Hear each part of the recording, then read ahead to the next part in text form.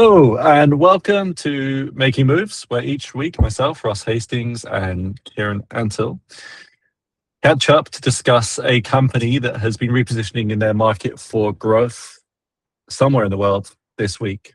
Always chosen from a couple of options sent to us by our team with very little notice, always discussed in under 15 minutes, always unscripted, always unedited, and therefore always with the need of some sort of mental WD-40 equivalent.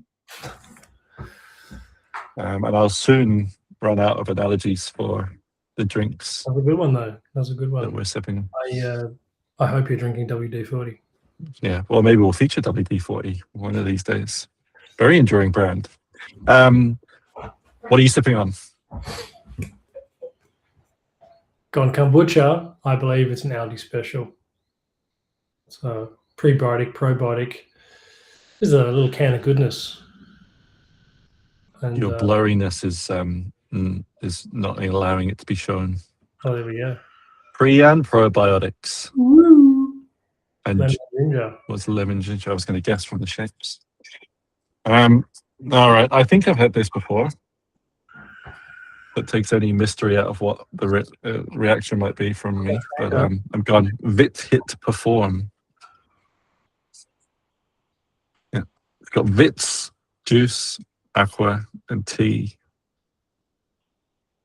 When life comes at you fast, you got to be faster. Cheers. There you go. Well, as everybody can probably hear in the background, life's coming at you pretty fast right now, so we better crack on. It is. I'm in trouble. So we are discussing a really interesting one this week, actually. We're going to have to be pretty selective about what we talk about with our 15-minute cap, but we're going to talk about Bed Bath and Beyond, who have now, I guess the headline of the story is they changed the name of the parent company to Neighborhood Intelligence. This is the latest in a couple of changes, actually. They were called Overstocked or Overstock, and then Beyond Inc., so just the Beyond bit, which I think is interesting because that actually would have been a pretty good name still for what they've gone on to do now. Now Neighborhood Intelligence. Talking of a brand touch point or a marketing lever to pull with shareholders as an audience, is they've also shifted from New York Stock Exchange over to the NASDAQ as part of this whole intelligence. We're a tech company, we're a data company, we're now on the NASDAQ. So all these touch points around the shareholder story. And then underneath that, they've talked about repositioning the whole portfolio around these three interconnected pillars of omni-channel retail, which is obviously where their bread and butter's always been. Declining sector. I think many of their brands have struggled for growth in that space, but now they're adding home services and home ownership as three interconnected pillars, all underpinned by this glue that is the neighborhood intelligence layer. And interestingly, this is all amongst the tailwinds around the retail side of declining whatever you want to call it, declining movement of houses, declining house sales, declining house buying. Fewer people are shifting and moving, therefore having that kind of category entry point or behavioral moment where they go and get new stuff from Bed Bath and Beyond and beyond. So that's the context. What have you been diving into? What thoughts have you been formulating around this? Right. Well, I guess the first thing kind of occurs to me, I mean, very clearly they're asking the market, value me as a tech company. I mean, that goes through to naming yourself Neighborhood Intelligence, which sounds like a bad movie, I think. With Kevin Hart and... Yeah, absolutely. Kevin Hart is definitely in Neighborhood Intelligence. And I guess my feeling on that is I think one way to look at the stock market is very much sort of dreams versus reality. It's sort of like you are basically saying, don't judge me on the reality of my company, judge me on what I am, the dream. Do I believe your dream? And so certainly the trajectory of this looks like people are starting to believe this idea. But when you say value me as a tech company, then you're also going to be measured as one. And so it'll be interesting to see that, have they changed all the writing on the wall, the structure of the ownership, but has anything actually operationally changed enough? And if they, that I can tell you right now, it won't be, and it won't be perfect.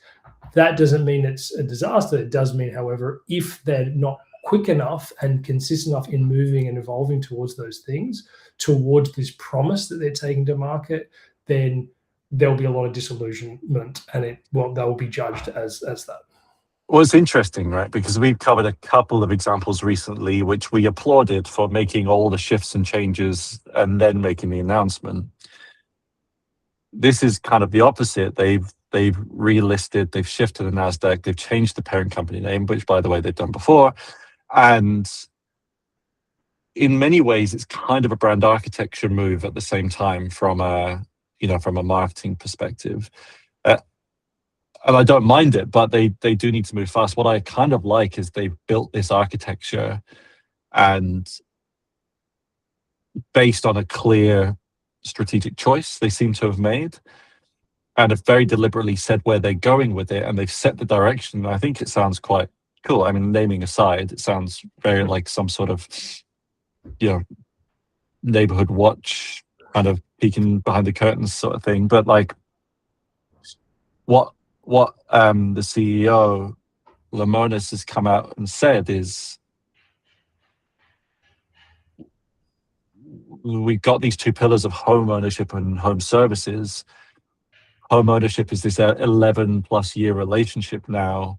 We're going to support and enable that whole thing. And he's stated that they're going to grow into those areas, and the intelligence layer is part of that. And I think you might want to talk to this a little bit more from a brand architecture perspective, but it's interesting. It's kind of a new flavor of hybrid architecture where you've kind of got this sub-brand or endorsed brand thing that glues all the house of brands together, but it kind of sits more below it, or a foundational layer, and feeds into it. We'll come on to that in a minute. But I like what he's saying is he's framing innovation moving forward. He's saying, yeah, we're going to start offering financing. We're going to start offering support around all the macro obligations and elements that come with home ownership.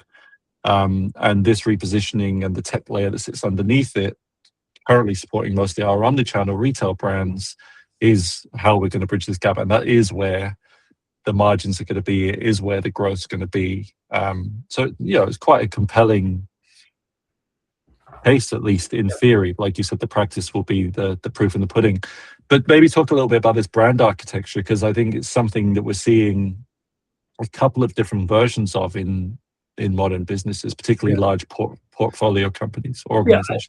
I mean, I think that traditional idea of brand architecture, which is basically how does a series of companies within a portfolio relate to each other, the main two ones being kind of branded house or house of brands, house being a whole bunch of separate brands within a particular house, and branded house being something that they all carry the same name. And there's versions in between that, hybrid versions and stuff. But this is clearly structured as a house of brands in the sense the ownership structure of Neighborhood Intelligence is not necessarily what they would not call a B2C brand. It's not going to be branded on other things.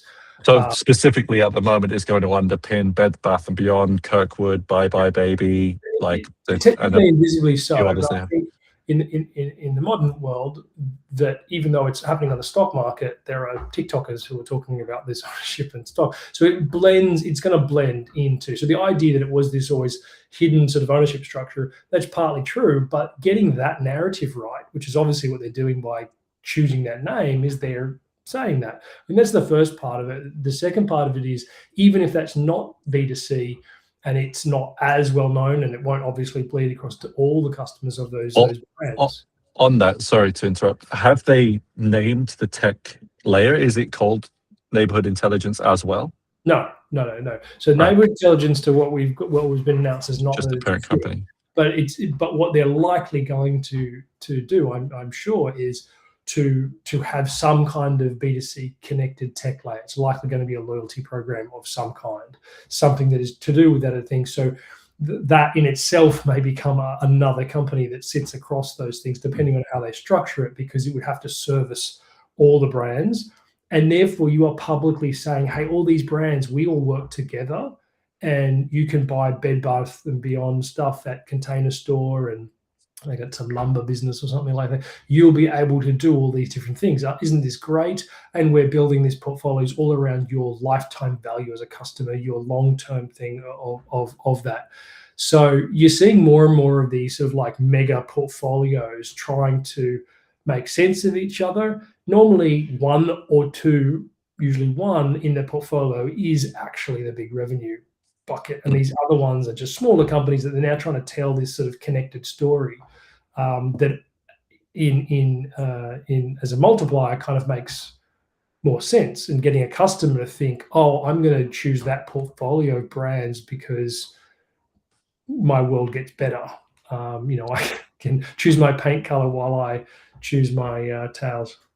So what are some of the other examples of kind of modern portfolio organizations that we've seen do a similar thing, i.e. that kind of underlying tech layer that's the glue between what traditionally would be a house of brands?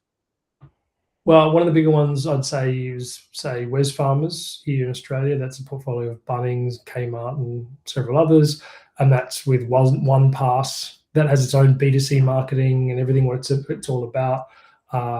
We had the chief marketing officer of Wesfarmers at one of our talks, and she spoke a lot about the complexity of trying to convince that portfolio to all work together, and that's exactly why I'm saying these are big established brands, most of them, Bed Bath and Beyond and some of the others in that. So therefore, I don't think you can just flick a switch and say, oh, you all now work together, which therefore I think the to market promise is, oh, all this stuff works together. But I'm sure back of house, a whole bunch of people are going, your system doesn't work with my system, and your SKUs don't work with my SKUs, and we're trying to figure all this stuff out. That is the thing. If they can work on those and they get those catching up to the dream that you're proposing, then that it'll go well. But if they fall behind on this is a big bet that they're putting. So I don't know how far along they are in those things. So complexities of home ownership in the background there. I don't know what you're talking about. I'll be curious to watch this, because on one hand, I agree, maybe it's predominantly a loyalty play, connecting purchases across the group. But he has come out and said that the intelligence is going to be a precursor to selling financing, potentially insurance and stuff like that. I don't know, what the product roadmap is there, or the brands they're planning to launch in that space. But the implication is that their customers are going to start understanding and managing and seeing their full home ownership obligations in one platform. So yes, of course, currently with what they do, you can get a view of how much you've spent on stuff that's gone in your house. But presumably people are going to be invited to input stuff like their insurance costs, their maintenance costs, their borrowing costs, all that kind of stuff, if they're first going to get that end-to-end view in an app and then be sold the actual product that goes into it. So I'd be interested to see what that looks like. Maybe it's more of just a home app as opposed to a loyalty. I don't know. But that will be the really interesting thing to watch with how they actually go ahead and execute on this. And We've got 30 seconds left, by the way. That's all the promise of someone who walked in to buy a candle and some sorry, exactly. And can I interest you with a home loan with that candle? Anyway, 20 seconds for your usual Kieran wrap up. What's the one piece of advice you want to give to everyone listening today from this week's example? Oh, mate, that's a tough one sprung up with me. I would say, let's go back to the dreams versus reality. You've got to take a dream to market, but make sure you can back it up. I'll add, don't underestimate the power of brand architecture. It's a hugely valuable thing, both internally and externally, that you can focus on. All right. Absolutely. Cheers. Cheers, mate. Bye.